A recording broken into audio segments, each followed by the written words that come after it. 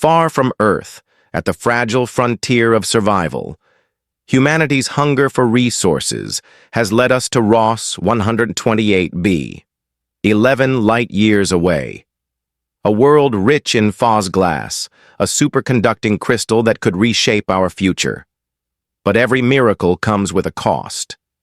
Here, humans and the alien Selen stand at the edge of war, fighting over the dust of this planet, and between them stands Neris Vale, a child of both worlds, carrying human blood and Selen light. Tonight, as mass drivers hum in orbit and treaties, hang by a thread, the question is not who controls the minds, but whether peace itself can survive the fire of betrayal. 42. Boreline 7. Operations Dome, Ross 128b, 11 light-years from Earth. The klaxon began with a low tremor.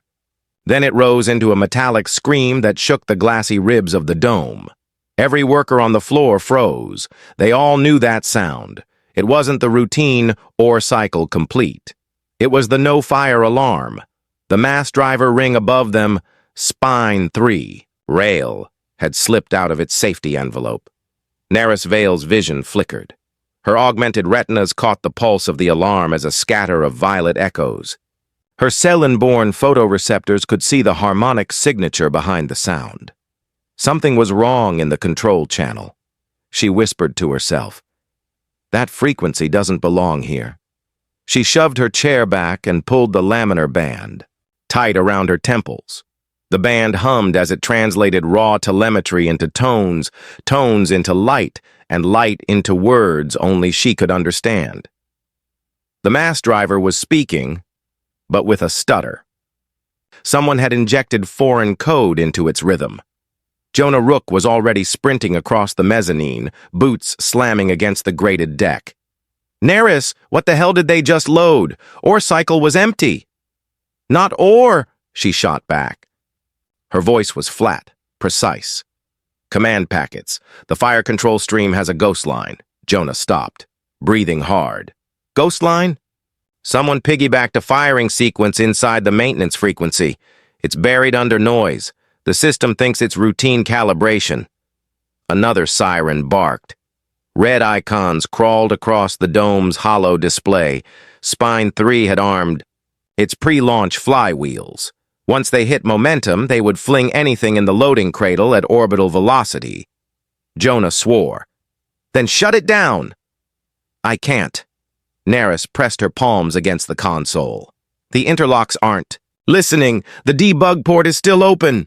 The workers began to scatter, fear rippling through the floor. Some yelled about sabotage. Others about the Selen Ash Covenant finally striking back. Neris felt the tension twist in her chest. She was both, human and Selen. To half of them, she would always be the traitor in the room. The laminar band pulsed. Again, urgent. She saw the ghost line more clearly now, a sequence climbing toward a firing vector. And it wasn't pointed at the quarries. Her voice dropped. "This isn't a drill, and it isn't cargo. If that launch completes, something or someone gets hit." Jonah slammed his fist on the console. "Tell me where." Neris shook her head. "Not yet. The coordinates are encrypted. All I know is that the target isn't ours." The klaxon cut out for a single breath. Then it returned, sharper, more insistent. The dome lights dimmed as Spine 3's capacitors drained power from every grid in Boreline 7. Neris pulled the band off her head, her eyes burning with fractured light. "Jonah, this wasn't an accident. Someone wanted us to hear the alarm. Someone wanted us to know the gun is awake." And above them, the ring of Spine 3 turned, silent against the stars, but alive with stolen intent. 7:15. Descent Corridor. Ross 128b. 11 light-years from Earth. The shuttle broke through the upper haze with a soundless shiver. Outside the viewport, Ross 128b stretched wide, a planet of dark ash plains and fractured ridges, where rivers of frozen dust snaked between volcanic scars. Above the horizon, the great metallic arc of Spine 3 rail circled like a skeletal crown. It glimmered faintly, reflecting the thin light of the red dwarf. Jonah Rook leaned over the console, jaw tight. Mass driver that size? It could launch half a city block straight into orbit. Neris Vale's gaze lingered on the arc. Her photoreceptors caught the spectrum shimmer of the superconducting coils. Spine 3 was never meant to be a weapon. It was built to sling phos glass. Phos glass, the translucent crystal mined from the crust, was more than a mineral. At cryogenic temperatures, it turned into a high-capacity superconductor, stable enough to transmit terawatts without loss. Every power grid on Earth was hungry for it. Every megacity on Mars petitioned for it. And the Selen, whose biology thrived on light conduction, saw it as sacred dust. Beneath them, the lights of Bore Line 7 flickered through the storm. The mining complex looked less like a colony and more like a scar burned into rock, grids of domes, conveyor arteries, and refineries all leading back to the orbital rail. The shuttle's comm lit with overlapping voices, reports from EMA, from UTMS, from the Selen Ash Covenant, all already posturing, debating jurisdiction, rights, ownership. The upcoming negotiation was supposed to settle it once and for all. The Dust Treaty. Jonah glanced at Neris. You realize half the room won't even see you as neutral. To them, you're the treaty itself. Neris didn't look away from the viewport. Then let them. Maybe that's what it takes to keep Spine 3 from turning into a battlefield. The shuttle angled downward, into the dust. And far above, the rail ring continued its silent rotation, its intent still unknown, its power undeniable. 832, Silicanthe Outer Forum, Ross, 128b, 11 light-years from Earth. The forum was carved directly into the crystal face of the ridge. It wasn't stone in the human sense, more like a living prism that the Selen had coaxed upward over centuries, a cathedral of translucent planes rising into the ash sky. The walls hummed faintly, tuned to resonate with the faint pulses of Ross. 128 itself. To humans, it looked alien. To Neris Vale, it was half a memory, an echo she could almost feel in her blood. Delegates filed into the chamber, representatives from UTMS, lawyers from EMA, and the spectral figures of the Selen Ash. Covenant. The Covenant moved in shifting robes threaded with microfilaments, their bodies lit from within by bioluminescent organs. They never carried lamps. They were lamps. Jonah Rook adjusted the collar of his pressure jacket.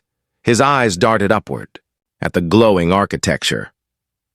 Feels like standing inside a reactor core, he muttered. Neris touched the band coiled around her wrist. Then let me be the translator. She slipped the laminar band over her temples. The device whispered as its thin sheets aligned with her augmented retina. Sound became light, light became tone, and tone became words that only her altered senses could interpret. The Selen were already speaking, an opening chorus that vibrated through the floor, through the walls, through the air itself. It wasn't speech, it was resonance. The Covenant's eldest stepped forward. His name was Thalen Ashlight. His frame was taller than the others, his skin patterned with faint amber lines that shifted as he breathed. When he spoke, the crystal walls answered him, amplifying the resonance until the entire chamber throbbed. Jonah winced. Is he saying something? Or is this just intimidation? Neris held up a hand. Quiet. He's giving us the measure of the room, the laminar band translated. Waves of light scattered across her vision, coalescing into syllables. Children of divided dust. You come to split what was never yours to split. Tell me which voice carries truth and which carries the shadow of the gun. The words were not accusation. Not yet. But beneath them was an undertone, a vibration that made Neris's pulse skip. She answered in the same medium, forcing her own voice through the band, shaping light into tone. I am Neris Vale. Child of two skies, I carry no gun, only the need for breath and dust and survival. The Covenant stirred. A ripple of amber flared across the chamber. Some of them leaned back, whispering with faint glows, their bodies dimming and brightening in uncertain cadence. Jonah whispered, sharp, "They don't like that you called yourself Child of Two Skies." "They need to hear it," Neris said. "They need to see I'm not hiding what I am." Selen stepped closer. His face was long, eyes like twin pools of glowing dust. Extended one hand, webbed with living filaments. When Neris reached out, their palms met, not skin to skin, but light to light. The laminar band surged, nearly blinding her. Images flooded her mind. Molten rivers beneath the crust, storms of ash rolling across the plain, the arc of Spine 3 spinning like a predator above them. And then, something darker, a pulse in the code. A foreign hand adjusting the rhythm of the rail. Neris staggered, clutching her chest. Jonah grabbed her arm. "What happened?" she gasped. "There's a shadow in their data. Selen showed me. It's in the launch control frequencies." Selen's voice thundered through the prism walls, translated in jagged fragments. "Your machine speaks with a stolen tongue. Its orbit is bent. The shadow moves it closer to our light." The chamber erupted. Selen delegates flared in alarm, their bodies flashing in chaotic rhythm. Human lawyers snapped at one another, demanding evidence, demanding protocol. UTMS officials whispered into their slates, already spinning the words into accusations. Jonah swore under his breath. "This is it. They'll call it proof of sabotage. They'll say the Selen planted that ghost code themselves." Neris pulled the band tighter, forcing the light back into coherence. "No, the code isn't Selen, it's human. The signature, sublayer encryption. Someone left a debug port. Wide open, I saw it." Selen's glow dimmed, then steadied. He leaned close, his voice a low vibration that only Neris could parse. "Child of both skies. You stand between fires. If the shadow is not burned away, Spine 3 will light the plains with death." Neris met, his gaze heart-hammering. "You're warning me?" "I am warning us." She turned to Jonah. "We need to get back to Boreline 7. Spine 3 isn't just unstable, it's being steered." Jonah's face hardened. He looked at the Covenant, then at the human side of the chamber. "Then we've got two problems. Convincing them we're not lying, and stopping the rail before it kills someone." Neris felt the glow of the laminar band fade as she pulled it free. Her head still rang with echoes of the Covenant's voices, but one truth had crystallized in her mind. Someone wanted war. And they were using the gun in the sky to start it. 0940, Mediation Hall, Boreline 7, Ross 128B. 3 banners glowed above the hall. IMA, neutral white, UTMS, crimson with its gear emblem, and the shifting amber light of the Selen Ash Covenant. It was never just a table. It was 3 overlapping games: law, economics, survival. Neris Vale stood at the center dais, trying to project calm. To one side, Covenant delegates pulsed warnings about sovereignty. To the other, UTMS lawyers demanded extraction quotas. Every word bent toward leverage. Jonah Rook leaned close, his voice low. "They're not arguing over law, they're buying time." "Time for what?" Neris asked. He slid his slate across the desk. Lines of system code shimmered on the surface. "Spine 3 rail. I traced the maintenance loop. Someone left a legacy debug port wide open." Neris's eyes narrowed. "Impossible. That protocol was retired decades ago." "Exactly, which means someone reactivated it on purpose." The Covenant's elder flickered brighter, sensing the tension. UTMS negotiators pressed forward, accusing Selen miners of tampering. The hall's energy spiked, ready to fracture. Neris whispered to Jonah, If they find out about the port without context, this treaty dies before it begins. Jonah gave a grim nod. Then we better control the story, because right now, the gun in the sky is anyone's to claim. 10:05, Control Annex, Boreline 7 Ross, 128B. Jonah's fingers flew across the console, bypassing corrupted layers of code. The debug port spilled raw telemetry like a bleeding artery. Buried inside was a second launch log, hidden, encrypted, timed to execute. Neris Vale leaned closer, eyes narrowing as her photoreceptors caught the spectral imprint. "It's not ore coordinates," she whispered. Jonah decrypted the final line. A firing vector unfurled across the hollow table. The room fell silent.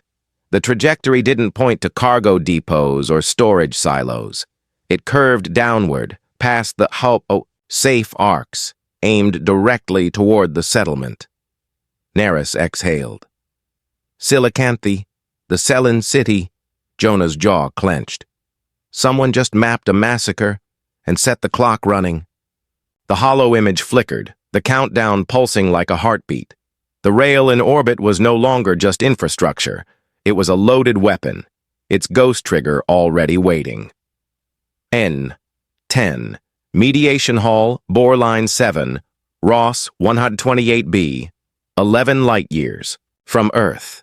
The air in the chamber felt heavier than the red dust outside. Delegates from UTMS, lawyers from EMA, and emissaries of the Selen Ash Covenant sat in an uneasy ring, the crystal walls vibrating faintly with the low hum of Selen resonance. Neris Vale stood at the center, every eye fixed on her. She could feel the tension, human voices sharp, Selen lights flickering in waves of distrust. She lifted the slate from the podium. "My proposal is simple," she said, her voice steady. "From this moment forward, the Spine 3 rail cannot fire unless 2 signatures approve it. 1 human, 1 Selen. Dual majority arming, no exceptions." A murmur surged across the hall. Jonah Rook leaned in close, muttering just for her. "You've dropped the fuse in the fire pit." The UTMS front bench erupted. One of their senior syndicate directors slammed his palm against the desk. "Dual control? You're handing veto power to aliens over Terran infrastructure. Unacceptable." Across the chamber, a ripple of amber burst from the Covenant line. A younger delegate flared brightly, his voice echoing through the crystalline walls. "And why should we trust a weapon built by Terrans at all? Shared control only legitimizes a machine that should be dismantled." The voices overlapped, humans shouting about sovereignty, Selen vibrating with anger. The chamber swelled with chaos. Neris closed her eyes. Her laminar band pulsed faintly, catching the underlying harmonics of the debate. Beneath the noise, she sensed it clearly. Fear of losing control, fear of conceding trust. She spoke again, louder. "This isn't about ownership, it's about survival. The rail has already shown anomalies in its command stream. If neither side accepts oversight, it will be hijacked again. And next time, the target may be your homes. Or your children." The hall fell momentarily still. But then, from the human side, a colder voice cut through. Vance Corbel of UTMS Hardsec leaned forward, his tone like steel. "IMA negotiators have no authority to dictate security protocols. You are out of line, Vale." Amber flares rose in response from the Selen. A delegate of the Coal Ash Orthodoxy glowed fiercely. "She speaks with human tongue, but wears Selen. Light! She is not one of us. She is a weapon disguised as mediator." Jonah moved quickly to her side, whispering. "They'll tear you apart if you stand still. Push back. Make them choose peace or chaos." Neris straightened. Her heart thudded, but her voice came clear. "Dual majority arming is the only path forward. Refuse it, and you declare openly that you prefer the rail as a gun, not as infrastructure." The Covenant's elder, Thalen Ashlight, finally rose, his amber glow softer but firm. "This child of 2 skies speaks truth. Without shared locks, there will be no trust." Without trust, there will be no treaty. The chamber didn't resolve. If anything, it cracked further. But the line had been drawn. The interlocks were no longer a technical detail. They were a battlefield. 25. Worker Assembly Quadrant, Bore Line 7, Ross 128B.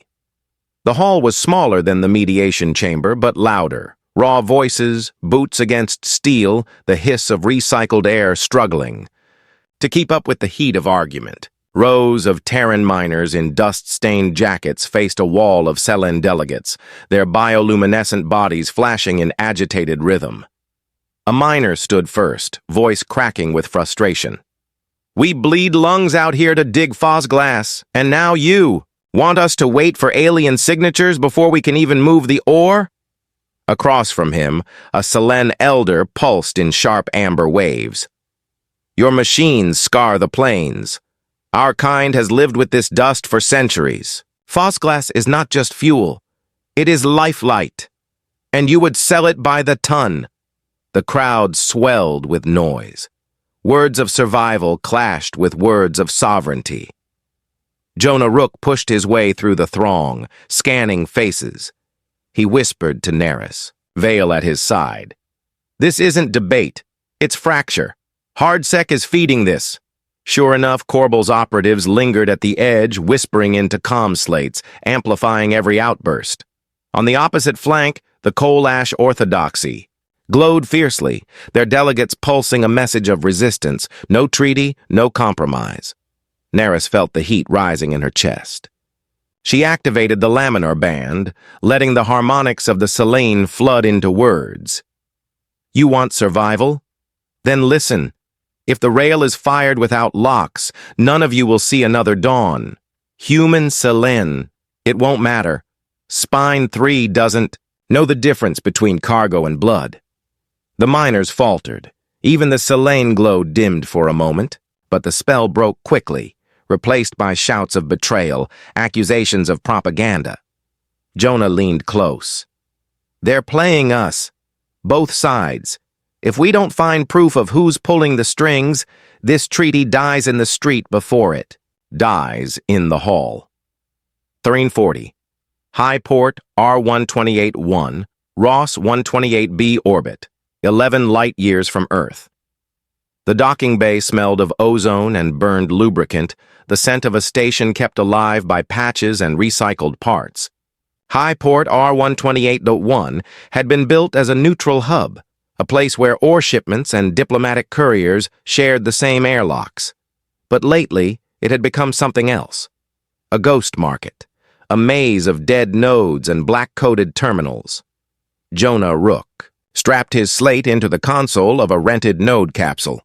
The capsule's walls flickered with outdated screens, each throwing up shards of telemetry. He muttered under his breath. "Whoever seeded that ghost code didn't just slip it through Bora line. They bounced it, masked it through half the ports, data arteries." Neris Vale floated beside him, anchored by one gloved hand to the capsule rail. Her eyes shimmered faintly, Selen light catching reflections no human could see. They wanted noise, layers of it. The Covenant calls this pattern dustfall. Hide a signal inside the storm. Jonah smirked despite the tension. Dustfall or not, every packet leaves residue. He keyed a sequence, watching the screen unravel into a cascade of routing hops. "See this? It looks like standard ore trade. Manifests, but buried inside. Look at the checksum drift. That's our saboteur." The capsule lights dimmed as Jonah forced the slate into deeper trace mode. The routing paths collapsed, then blossomed again into a tangled net. Each jump disguised as a legitimate relay. Each relay stamped with UTMS signatures, Selen trader codes, even IMA diplomatic seals. Neris's voice sharpened. "Those are stolen. None of them are clean." Jonah nodded. "Which means someone had access to credential vaults, big ones." The trace spiraled downward. He followed packet after packet, peeling off disguises, chasing the drift of one corrupted checksum like following a trail of blood. The nodes dropped past cargo registries, ore credit exchanges, and into the underlayer of the port's maintenance grid. Ashanvar's voice crackled through their calm.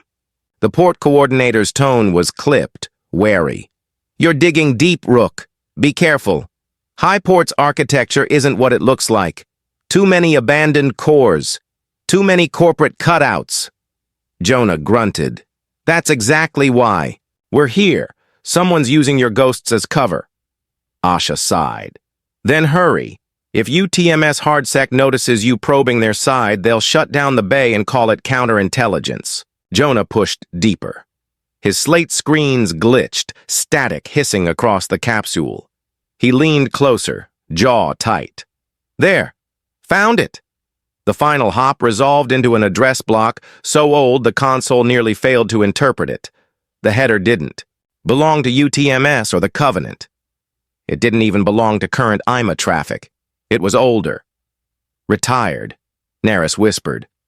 "Those are IMA keys from the first negotiation wave, 30 years ago." Jonah's heart thudded.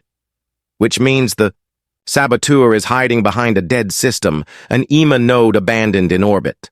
The slate spat raw data, fragmentary logs, misaligned timestamps, half-corrupted directives. But the structure was clear. The saboteur wasn't just masking their identity. They had tunneled through old IMA infrastructure deliberately so that any trace would lead back to the mediators themselves. Jonah swore under his breath. Perfect frame job. If this leaks, everyone thinks IMA's running a covert op to destabilize the treaty. Neris pressed her palms against the wall, her photoreceptors, flaring as she let the laminar band filter the fragments into tones. Her breath caught. "They planted subharmonics. The packets hum with the rhythm of Selen speech. To Covenant eyes, it looks like their own signature." Jonah's eyes narrowed. "Frame both sides at once." "Yes," she said quietly. "To make war inevitable." The capsule shuddered as a warning tone filled the bay. Jonah's trace had triggered counterwatch. A crimson glyph bloomed on the screen. "UTMS Hardsec intrusion detected." "Damn it!" Jonah hissed. "They're on to us." Asha's voice returned, urgent. "I told you, Hardsec patrol drones are already moving. If they catch you in that capsule, they'll say you're the saboteur." Jonah ripped the slate free, the data stream still bleeding across its surface. "Neris, kill the node, now." She drew a sharp breath, then pushed the laminar band into overdrive. Light spilled into the capsule, searing through corrupted code like a laser. The node screamed as its circuits overloaded, the trace severed. The capsule went dark, then silent. Only their ragged breathing filled the space. Jonah floated back, eyes hard. "We have proof now, not clean proof, but enough to see the shape. Someone high level, with access to vaults, using IMA's dead bones to make puppets of us all." Neris touched the band, still glowing faintly against her skin. "If the Covenant sees these subharmonics, they'll believe the humans faked Selen code. If UTMS sees the IMA header, they'll say mediators sabotaged the treaty. This could burn everything." Jonah pushed the slate into a shielded pouch. His jaw tightened. "Then we don't let either side see it. Not until we know who's really pulling the strings." Through the viewport, the rail arc of Spine 3 glimmered faintly, silent and enormous above the planet. Its coils caught the red dwarf's light, gleaming like a predator's spine. Jonah whispered almost to himself. "And right now, it's a gun waiting for a finger, any finger." The comm cracked again, Asha's voice raw. "You need to get off that capsule. Hardsec drones are here. You've got minutes." Jonah grabbed the handles, pulling Neris with him toward the docking clamps, his voice sharp, urgent. "We've seen enough. Now we know the ghost in the system, and it wears our colors." 1505, Control Annex, Boreline 7, Ross 128B. The chamber lights dimmed as Neris Vale overlaid the stolen data onto the Spine 3 telemetry stream. Lines of code became waves of light across the hollow table. She pulled the laminar band tight, her pupils catching every flicker. Jonah Rook paced behind her, restless. "Tell me you see something. Anything." Neris exhaled slowly. "Look here. The carrier frequencies. They aren't random. They echo Selen heartbeat cycles. Someone copied living rhythm and spliced it into the command stream." Jonah frowned. "Why mimic biology?" "To fool the Covenant. Make it look like their pulse drives the weapon." She isolated the sublayer, filtering out noise until a sharp vector emerged, coordinates converging near Silicanthe. The line burned crimson on the display, undeniable. Jonah's voice dropped. "God, it really is aimed at them." Neris shut her eyes for a moment, fighting the tremor in her chest. Half her blood carried the same rhythm that had been weaponized. "They didn't just hijack the rail," she whispered. "They hijacked identity. They made the machine speak in my voice." Jonah leaned closer. "Then we'll cut that voice out before it kills anyone." "Show me where to cut." 1545, Control Annex, Boreline 7, Ross 128B. The holodisplay blinked alive without command. A single glyph pulsed on the screen, crimson, jagged, anonymous. Then the voice came, distorted, synthetic. 18 hours. Cancel the treaty. Or Spine 3 fires. Jonah Rook stiffened, fists curling at his sides. "They're broadcasting straight into the command channel." Neris Vale felt the laminar band throb against her temples. The words carried more than threat. They carried a countdown, locked into the rail's own clock. Thalen Ashlight's resonance flared through the chamber speakers, grim. An ultimatum. The shadow now shows its hand. The glyph repeated, each pulse, like a heartbeat. 18 hours, Neris whispered, her voice tight. "They don't want negotiation. They want the massacre timed." Jonah's jaw set. "Then we've got less than a day to break the chain." 1602, Operations Bay, Boreline 7, Ross 128B, 11 light-years from Earth. The chamber vibrated with the low hum of power transfer. Spine 3, rail's coils were still hot, energy bleeding into the ground. Warnings scrolled across every console. Pre-arm engaged, vector locked. The ultimatum clock ticked down from 17 hours. Neris Vale stood at the holotable, jaw tight. Her eyes burned with the ghost light of the laminar band. "There's no time to move together. We split. Jonah, you take the interlock token to Spine 3. Slot it by hand. If the system rejects you, we're finished." Jonah Rook fastened the hardened case to his harness. His voice was dry, almost casual. "Climb a live mass driver, jam a relic key into its guts. Easy day." "Don't joke." Her voice cut, sharper than she meant, then softer. "If the port fails, you'll be exposed to the flywheels. No suit can take that." Jonah gave her a crooked smile. "Then I won't let it fail." Neris turned, toward the Covenant envoy waiting at the edge.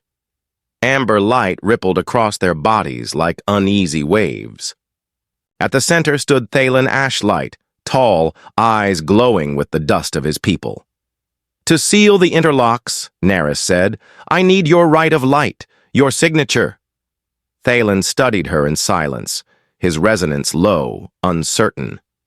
"You seek the Covenant's glow, child of two skies, but orthodoxy calls you fraud. Why should my hand ignite yours?" Neris straightened, shoulders squared. "Because without it, Spine 3 fires, and the first to burn will be Silicanthe." The elder's amber dimmed, then steadied. "Then come to Gloom Vale. There we test the truth of your light. Fail, and I cannot give you the right." Jonah tightened his harness. "Great. You get a trial by alien fire. I get the death climb. Perfect symmetry." Their eyes met for a heartbeat, half defiance, half something unspoken. Then they turned. Jonah headed. For the launch pad, Neris for the Covenant's transport. The bay doors parted.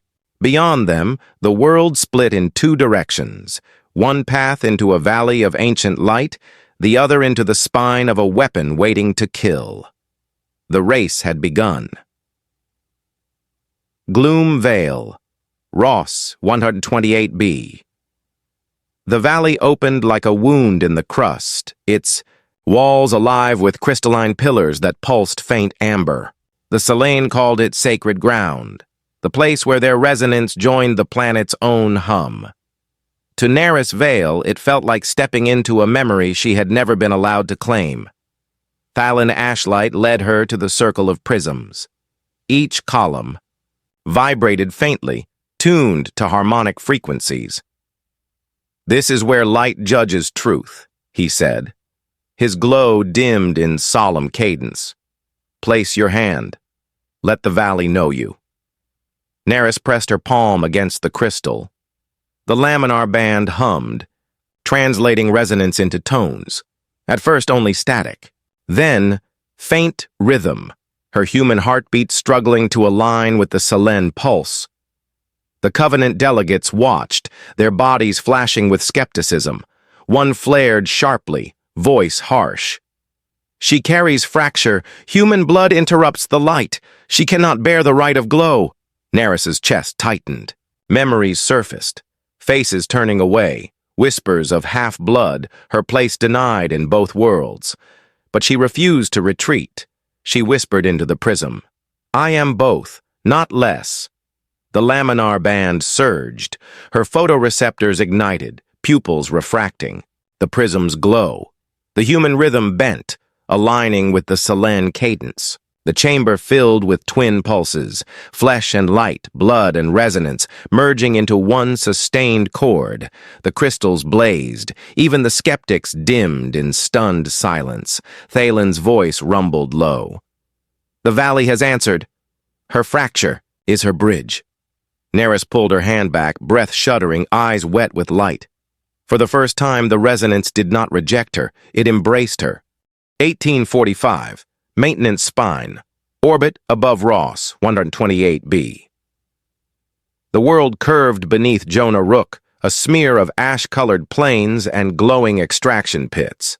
Spine 3 rail arced across the horizon like a crown of steel, its flywheels roaring with stored momentum. He clipped himself to the hull, every step pulling against centrifugal drag. The interlock token dangled from his harness, half relic, half salvation. He reached the junction bay, sealed hatch trembling with vibration. The port was archaic, a socket of bronze and ceramic, older than anything Jonah had seen in his career. He jammed the token forward. For a moment, nothing happened. Then a deep thud rolled through the spine, and indicator glyphs shifted from red to amber. Token seated. Jonah breathed. He opened comms. "Vale, tell me you've got the other half." Gloom Vale, surface. Neris Vale stood beneath the crystals, her palm still glowing faintly from the resonance trial. Thalen Ashlight raised his hand, scattering amber light across. Her face. "The Covenant grants the right of light," he intoned. "Your signature binds with ours." Neris lifted the laminar band.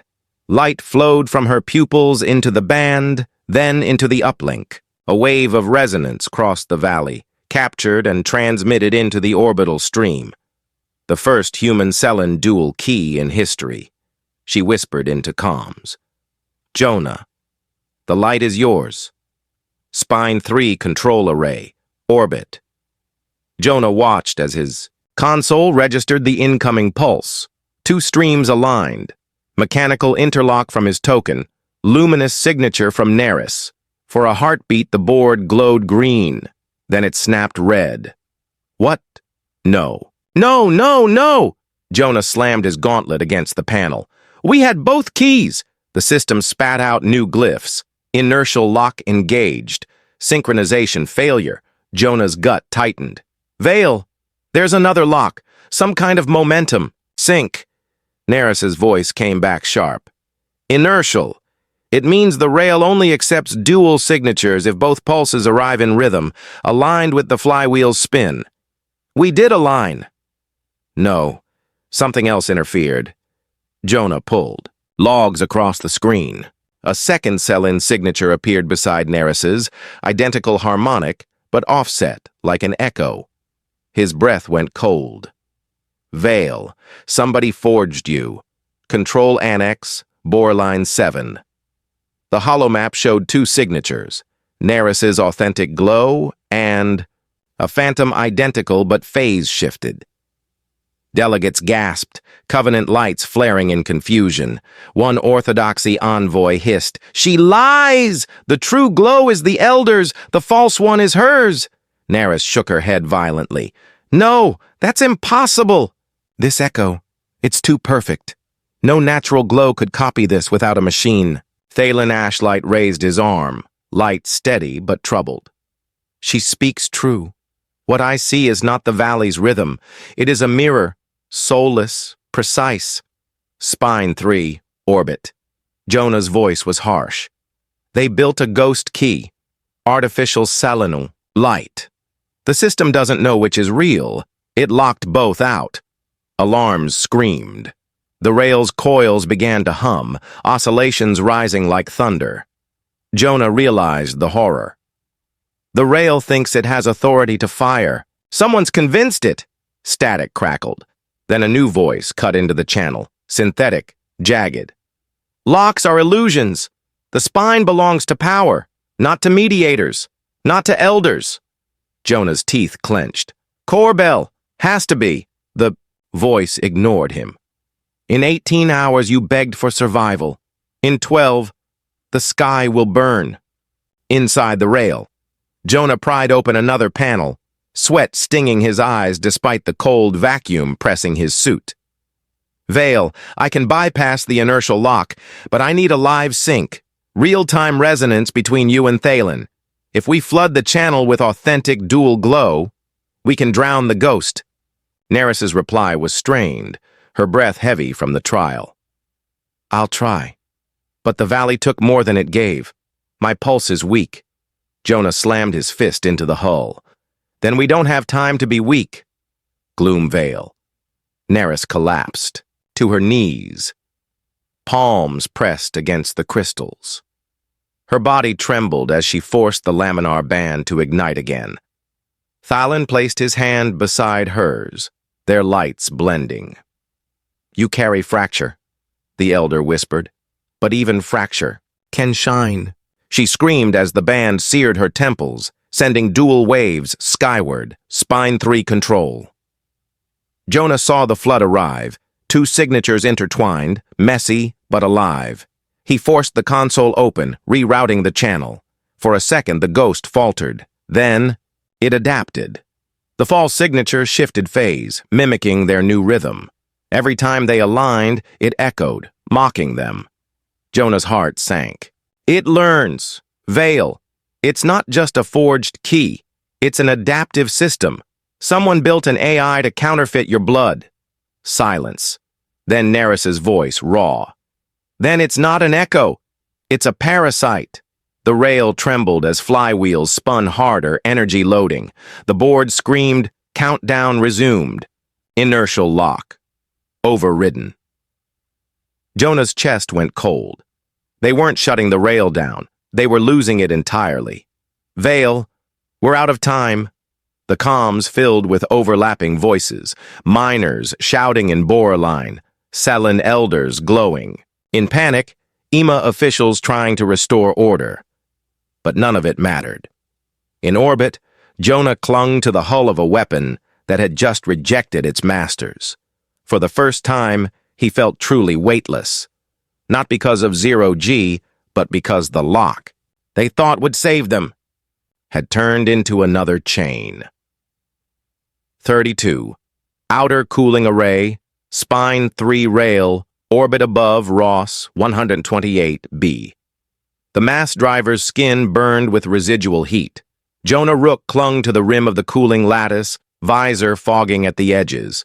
Steam bled from fractured vents curling into the black. Asha Navar's voice crackled in his ear. "You can't survive inside those tunnels, Rook. Temperature spikes hit 1200 Kelvin. Jonah clipped a tether to the intake port, breath ragged. "Then I better be quick." He forced the hatch open. The tunnel roared like a living beast, vapor surging in pulses. Each burst shook his suit, warning lights flaring. He crawled forward, magnets scraping metal, every nerve screaming retreat. Neris's voice cut in, thin, urgent. The pre-arm conduit runs 2 meters ahead. You'll see a triple junction. Sever the left branch. That's where the ghost rides. Another surge slammed him sideways, steam hissing across his visor. His suit alarms shrieked. Left branch! Got it. He reached the junction, hands trembling. The metal glowed faint red, alive with current. Jonah drew the cutter from his pack, jammed it into the line. Sparks exploded, blinding. The tunnel howled. Pressure reversed, boiling vapor rushing past his helmet. He screamed, raw, as the heat seared through the suit's outer layer. For a heartbeat, he thought the vacuum would swallow him whole. Then silence. The line went dark. Alarms faded to amber. Jonah sagged against the conduit, chest heaving. Pre-arm is cut, he whispered. Spine 3 can't fire. Not yet. But the rail's tremor told him the fight was far from over. Co 5. Control Annex, Bore Line 7, Ross, 128B. The holomap flickered, vector lines shifting across the orbital grid. Neris Vale leaned forward, heart pounding. That's not silicanthy anymore. Jonah's voice came through the comm, hoarse from the tunnel ordeal. Talk to me. What did they do? Asha's fingers danced across the console, her face pale. They changed the trajectory. It's no longer pointed at the Covenant city. The new target is... Her voice broke. A UTMS cargo convoy, fully manned. Jonah swore, slamming his fist against the hull. Perfect. They'll blame the Selen. War signed in fire. On the display, the countdown adjusted itself, digits bleeding red. 12 hours remained. Thalen Ashlight's resonance rumbled through the chamber, heavy with dread. The hand behind the spine seeks not victory, but hatred. To turn blood against. Blood! Neris whispered, barely audible. If we don't break this chain now, the treaty dies with them. The holomap pulsed. A convoy of Terran ships drifted in orbital silence, unaware a weapon was now aimed at their hearts. 11. Command Hall, Bore Line 7, Ross 128B. The air inside the hall buzzed with static, the kind that comes before a lightning strike. Every screen showed the countdown, 11 hours, 42 minutes. Each second felt like a knife scraping bone. Neris Vale stood at the center, her laminar band glowing faintly across her temples. The light carved shadows under her eyes, exhaustion hidden by sheer defiance. Around her, representatives from EMA, UTMS and the Covenant shifted restlessly, voices sharp and brittle. Jonah Rook's voice cut through the noise. Argue later. Decide now. Either we broadcast the beacon, or Spine 3 fires into a convoy and war burns everything. Asha Envar leaned over the console, hands flying. TruceNet beacon is ready, but it's not designed for this scale. Every drone, every defense node, every orbital coil is wired into a different protocol. You miss a line by a fraction, and the system interprets it as hostile spoofing. It won't shut down. It'll escalate. The room went still. Thalen Ashlight stepped forward, his resonance dim and heavy. And yet, if we do nothing, the convoys will die. Silicanthe will be framed. The treaty will drown in ash. His amber glow flared as he turned to Neris. The right of light is yours. Only you can weave it into human code. Neris met his gaze, then Jonah's.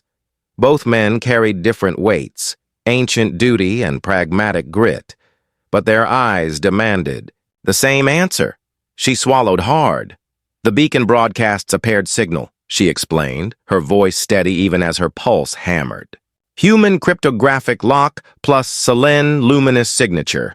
Dual majority, encoded into every node. It doesn't ask. It overrides. It forces all systems into ceasefire mode. Jonah leaned closer.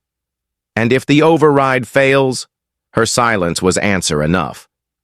Asha exhaled, shaking her head. Then the networks mark it as a deliberate attack. Defense AI shifts to code black. That means full weapons authorization against both sides. The weight of it pressed into the hall. Even the UTMS delegates stopped whispering. Neris touched the laminar band, feeling the faint thrum under her skin. If we don't risk it, Ross 128 burns anyway. If we risk it, there's a chance. Jonah gave a bitter smile. Truce net or die. Hell of a slogan. Thalen raised his hand. Light cascaded from his palm, slow and deliberate. The Covenant grants permission. My glow will join hers. Together, we send the word of peace. Neris felt her throat tighten. For the first time, she wasn't just carrying fracture. She was carrying hope. She turned to Asha. Route the beacon through every channel. Orbital, surface, deep relay, no blind spots. Asha's fingers danced. Streams of data braided across the holomap like veins of fire. It'll take every kilowatt we have. The grid may black out, but it'll go through. Jonah slung his gear onto his shoulder, already moving toward the exit. Then we hold the spine long enough for you to light it. Because once you send it, someone's going to try and kill the signal. The countdown on the wall pulsed brighter, digits bleeding. Red, the plan was alive, fragile, absolute. The beacon would either save them all or end the treaty in fire. 44. Spine 3 rail, equatorial orbit above Ross, 128b. The barrel stretched before Jonah Rook like a cathedral of steel, its length curving across the horizon. Flywheels thundered under his boots, shuddering with kinetic charge. He could feel the vibration in his ribs. One pulse too strong, and the entire rail would unload its fury into orbit. He carried the buffer slug strapped across his back, ceramic, dense, engineered to be inert. Nothing elegant, just a wedge that could choke the chamber and stop a firing sequence dead. Jonah keyed his comm. I'm at the muzzle gate. Opening panel now. Asha's voice came sharp, filtering from high port. You've got 90 seconds. Before HardSec intercepts, they're scrambling drones from the other side of the rail. Great, Jonah muttered. I'll be done in 80. He pulled the hatch, metal screaming. Heat rolled out like a living tide, fogging his visor. Inside, the firing chamber pulsed orange, rings of superconductors humming like a nest of angry bees. Jonah braced the slug. Muscles strained as he hoisted it over the lip, sweat beading despite the cold vacuum pressing around his suit. Then tracer fire ripped past. Bright lines stitched the hull, sparks bursting like shrapnel. Contact! Jonah barked, ducking low. He saw the shapes. HardSec troopers, armored suits magnetized to the rail, rifles blazing. Jonah, get down! Neris's voice cracked over the line. Kinda busy here. He shoved the slug halfway into the slot. A burst pinged off the rim centimeters from his hand. One HardSec soldier advanced, magnetic boots clanging, shouting over an open channel. Step away from the chamber, Rook. You're tampering with Union property. Jonah laughed bitterly. Union property? It's about to vaporize your own convoy. The soldier didn't answer. His rifle snapped up. Jonah swung his cutter torch, a flash of blue flame blinding the visor. The soldier staggered, losing grip. Jonah shoved him hard. Mag boots peeled free, and the man tumbled into the void, spinning silently toward the stars. Another burst of fire tore through the chamber rim. Jonah slammed the slug into place with both fists. The sound reverberated through the barrel, a final metallic thud. Slug seated, he gasped. Chamber blocked. Alarms howled, the rail trembled, systems fighting against the obstruction. Lights shifted from green to yellow, struggling to compensate. Asha's voice returned, urgent. You bought us time. That block will disrupt continuous fire, but not forever. They can clear it if they reroute pressure. Jonah clutched the rim, lungs burning. HardSec troopers regrouped at the far ring, rifles angling toward him again. Then, I'll just have to keep them busy, he muttered. Neris's voice broke through, steady and fierce. Hold the barrel, Jonah. We'll hold the light. Above the planet, the barrel shuddered like a beast in chains, and Jonah Rook, clinging to its throat, became its unwilling guard. 16. Central Relay Chamber, Bore Line 7, Ross 128B.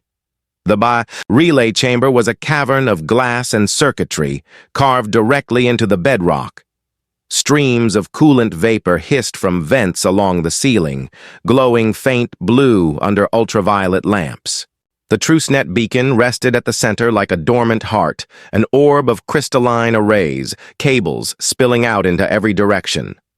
Neris Vale stood before it, her laminar band pulsing faintly against her temples. Sweat ran cold down her neck. She had spent her whole life negotiating treaties with words, with reason, with the fragile trust of two species. Now, the treaty itself would live or die in light. Asha Navar's voice crackled from the high console. All relays aligned. Transmission lines stable. Once you start, there's no pause. The beacon pushes a universal override. If it fails, the system assumes hostile interference. Neris exhaled slowly. Then it has to work. Beside her, Thalen Ashlight placed a long, luminous hand on the crystalline surface. His resonance deepened, rippling the air like a low tide. The Covenant offers its glow, but it must merge with yours, half-blood child. Will your fracture hold? She met his gaze. Her throat tightened, but her voice carried. It doesn't have to hold. It just has to burn long enough. Jonah's voice came faint and distorted over the comm. The sounds of impact and gunfire echoed in the background. Make it fast. Hardsec's still on me. Slug's holding, but they're trying to pry it loose. Neris closed her eyes. She felt the laminar band hum, connecting flesh to crystal, nerves to photons. She pressed her palm to the beacon, and her senses split open. The merge light erupted inward. Not outward, inward. She was no longer in the chamber, but suspended in a web of frequencies, threads of human encryption braiding with the vast, luminous signatures of the Selen. Thalen's resonance swirled beside her, deep amber weaving around her pale human cadence.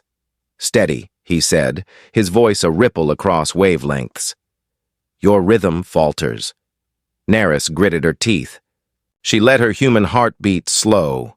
Let the pulse from her veins bleed into the laminar band.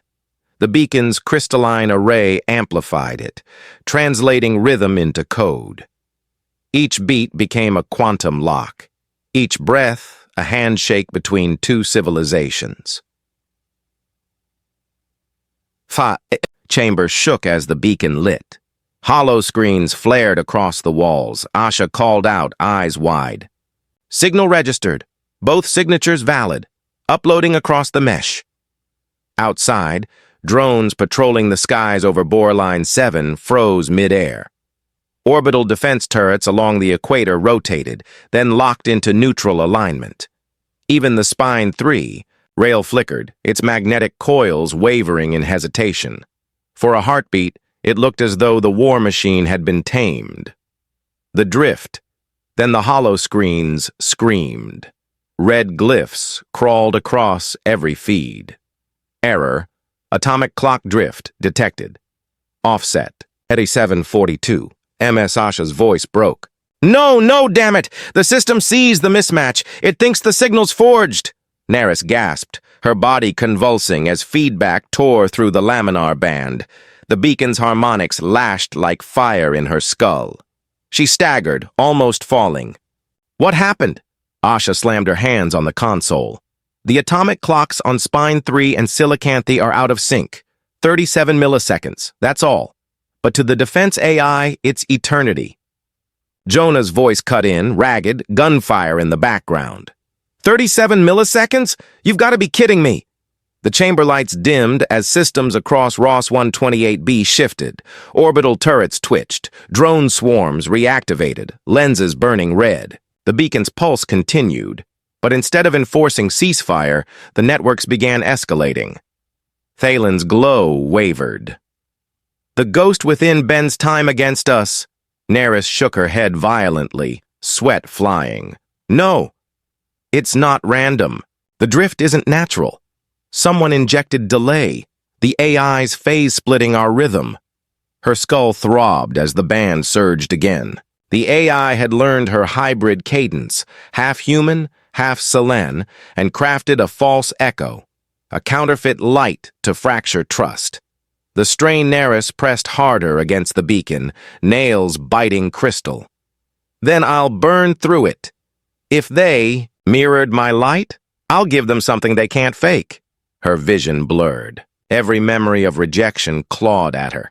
Faces calling her fraud, child of two skies, not enough for either world. She had always been fracture. But now that fracture became fuel. Her pulse spiked. The laminar band roared, flooding the network. With a chaotic spectrum, human irregularity laced with Selen resonance. Too unstable to replicate, too personal to forge. Thalen's voice thundered beside her, his glow expanding in sympathy. Your wound is your bridge. Let it bleed. Asha's console blinked. Wait, systems are hesitating. It's confused. Half the nodes are pausing. They don't know if the signal is hostile or true. Jonah shouted over the channel, voice raw. Confused isn't good enough. If they reclassify, we're dead. The hollow map flared. One orbital turret locked onto a UTMS convoy ship, its coils charging. Another drone swarm angled toward Silicanthe. Neris screamed into the light. Her body shook, nerves seared. She poured every ounce of her fracture into the beacon, forcing overlap between two impossible rhythms. Her nose bled freely, streaking. Crimson across the glass. The system wavered. Almost there. Collapse. Then failure. The beacon shrieked, cutting her off. Red glyphs cascaded. Synchronization failure. Signal classified. Anomalous hostile. Defense AI across Ross 128. B rearmed. The orbital turrets turned back online. Drone swarms screamed into motion. The spine 3. Rail's flywheels roared, pressure building despite Jonah's slug jammed into its throat. Neris fell to her knees, gasping, hands trembling violently. Selen caught her, his resonance dimming with sorrow. The light rejected us, Asha shouted, fingers slamming controls. It's not over. There's still manual correction. If we can realign the atomic clocks, Jonah barked through the channel, cutting her off. Do it fast. Hardsec just cut through the buffer gate. I can't hold them much longer. The weight. The chamber vibrated with the rising hum of war. The treaty, the dust treaty, the one chance to hold both species together, was seconds from collapsing. Neris pressed her bloodied hand against the beacon once more, voice hoarse but fierce. No, not rejected. Just waiting. We're 37 milliseconds from peace, or 37 from annihilation. The countdown on the wall flickered down, relentless. The whole system now hung suspended, not on weapons, not on soldiers, but on a sliver of time thinner than a breath. 41, spine 3 rail, equatorial orbit. The rail howled like a wounded beast. Jonah Rook clung to its trembling frame, armor scorched, lungs heaving against the vacuum-sealed suit. The buffer slug still wedged in the chamber, but pressure indicators flashed red. Spine 3 wanted to fire. Asha's voice cracked in his ear. We calculated the drift. 37 milliseconds. If you can advance the flywheel by a hair, just a hair, we can close the gap. Jonah spat blood into his helmet seal. You're asking me to turn a turbine the size of a building. With my hands? Not with strength, Asha snapped. With timing. Use the torque keys. Match the pulse.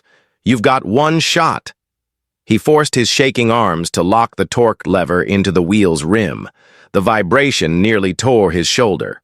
Out of its socket, he waited, counting the magnetic surges. 1, 2, 3. He yanked. Muscles screamed. The wheel lurched, grinding against the jammed sequence. Alarms wailed. Inside the relay chamber, Neris felt it immediately. The beacon's pulse stuttered, then caught. Thalin's glow surged. Asha's console flared green. Synchronization. Lock achieved. Beacon re-engaged. Across Ross 128B, orbital turrets powered down. Drone swarms folded their wings and dropped from the sky. Defense grids shut into silence, like a choir holding its breath. Jonah slumped against the wheel, chest on fire. "Tell me it worked." Neris's voice came, raw but steady. It worked. For now. The ceasefire had taken hold, but the clock was still running, and somewhere, the enemy's hand was already reaching for the final switch. 59. Relay chamber, bore line 7. The beacon's hum settled into silence. For the first time in hours, the weapons of Ross 128B slept. But the chamber's displays did not rest. Asha's console flickered with new streams of data, anomalous access logs cascading like broken glass. She frowned, fingers racing. Someone's piggybacking on the beacon, rerouting through the fail-safe net. Neris staggered forward, blood still dripping from her nose. "Show me!" The holomap unfolded, threads of code unraveling. At its center pulsed a signature, encrypted, Terran standard, but stamped with authority seals too high to forge. Jonah's voice rasped over comms, disbelief sharp. "No, it can't be." Thalin's resonance sank, a chord of sorrow. "The shadow has a face." Asha's voice trembled. "Vance Corbel, UTMS Hardsec. He's triggering the Oculus crater failsafe. If it blows, Boreline, Silicanthe, and every trace of this treaty vanish in fire." The countdown reset. Not hours this time, minutes. Neris stared at the crimson digits, heart-hammering. "Then we've only got one chance left." The chamber darkened. The true hand had revealed itself, and it was already reaching for detonation. 12. Oculus Crater, Ross 128B. The crater glowed faintly under a haze of dust, like a wound in the planet's skin. Deep beneath the basalt floor, the failsafe waited, an array of demolition charges wired to erase Boreline 7 and everything around it. The logic was simple. If control of the mining complex was ever compromised, burn the evidence, bury the truth.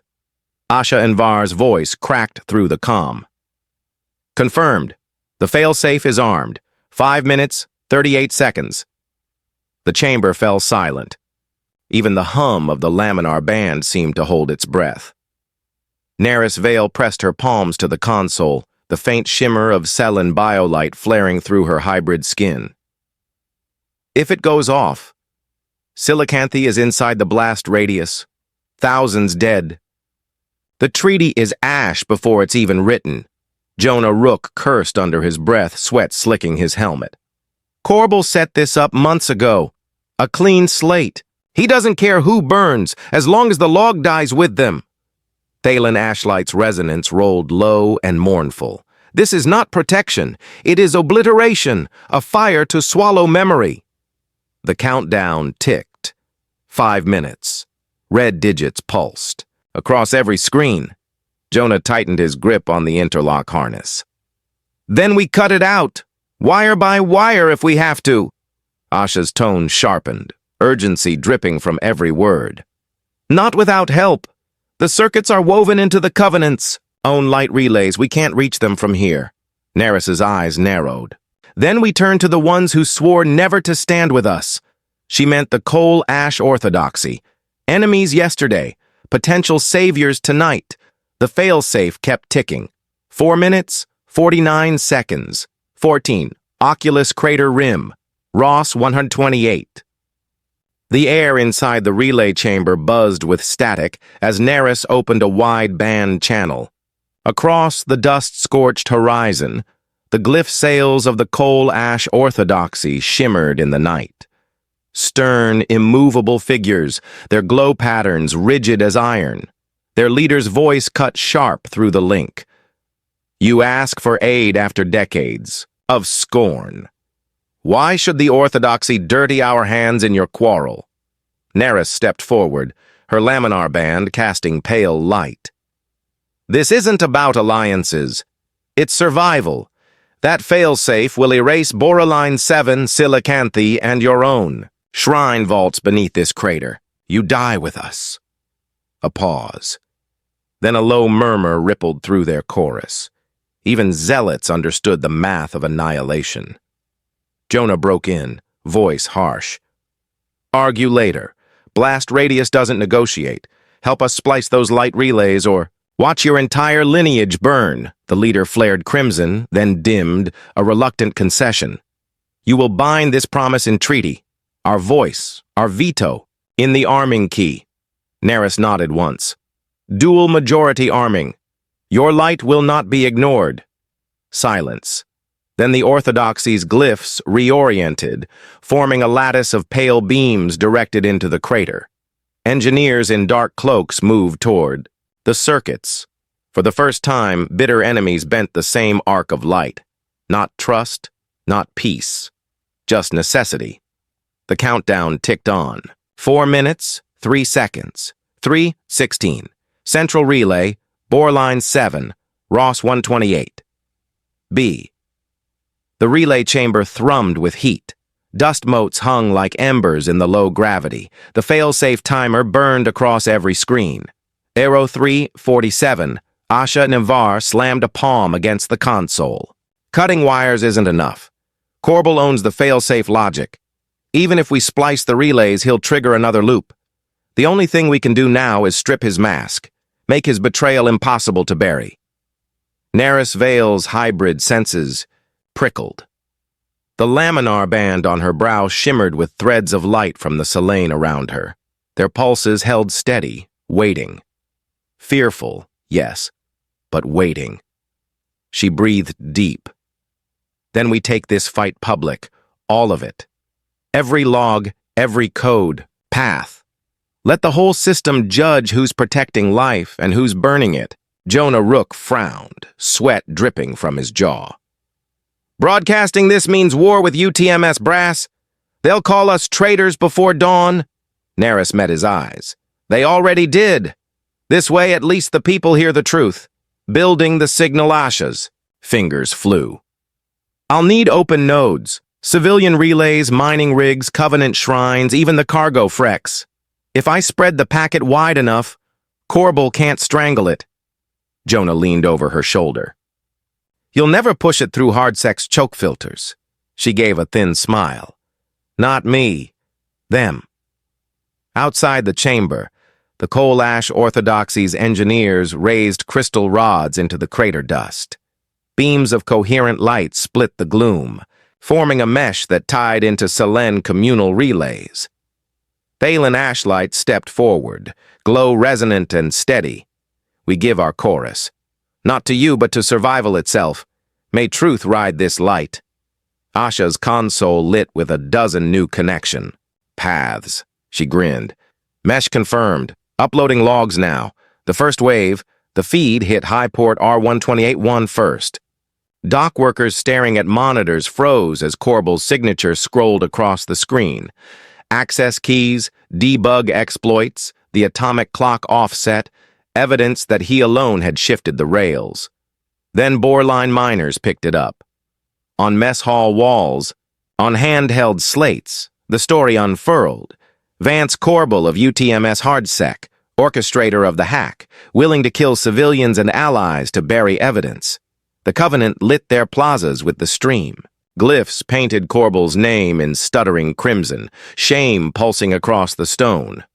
Counterattack Hardsec moved fast. Choke points lit up across orbital nets. Streams were throttled, packets dropped. On mining freks, false broadcasts screamed. Fabrication, Selen trickery, ignore the lies. Jonah slammed a fist into the railing. They're burying us again. But then, flickers of resistance. Dockers rerouting packets through old cargo relays. Selen elders bouncing signals off. Shrine mirrors. Independent traders on the edge of system copying, pasting, echoing. The truth moved faster than the muzzle. Asha's voice was tight but triumphant. They can choke one throat, not 1,000. Breaking the denial at 23:21, a new voice broke into the stream. A Terran engineer, gaunt-faced, broadcast from a UTMS maintenance rig. I built that clock grid. I know when it drifts. 37 milliseconds isn't an accident. It was forced. The evidence is real. A cascade followed. A Selen archivist confirmed the glyph logs. A bore-line foreman displayed the cut safety interlocks. Even neutral EMA auditors chimed in from Earth, voice delayed but firm. The denials cracked. The dilemma, inside the chamber, Neris felt the tide shift, but the timer glared. 02:04. She turned to Jonah. The system knows the truth, but the bomb doesn't care. We still have to cut it. Jonah's jaw flexed. Problem is, if we disable it without UTMS authorization, they'll brand every miner here an insurgent. If we let it fire, thousands die. That's the trap. Thalen's light shimmered low and heavy. Truth without action is ash. But action without truth is war. Neris whispered. Then we bind them. The speech, she toggled her band to widecast. The glow of her hybrid skin filled the chamber, voice carrying across Terran comms and Selen light relays alike. My name is Neris Vale. I am of Earth and of Selen. Tonight, the spine was turned into a weapon by one man's hunger for silence. He would burn us all, erase us all, to hide his guilt. I ask you, will you let that hand decide who lives? Or will you choose to live together even when it is hard? The feed rippled across Ross 128B.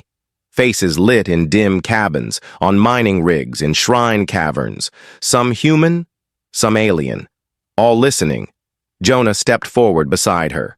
We built these rails for ore, for power, not for graves. If UTMS calls us traitors, so be it. But we'll die standing for truth, not kneeling to lies. The turn. The silence after their words was deafening. Then came a flood. Miners pledging support, Selen voices humming in chorus, cargo captains promising to block hardsec fleets. And then the final crack. UTMS board transmissions from Earth. Formal, clipped. Effective immediately, Vance Corbel is suspended. Authority for fail-safe override is transferred to local mixed delegation. Asha gasped.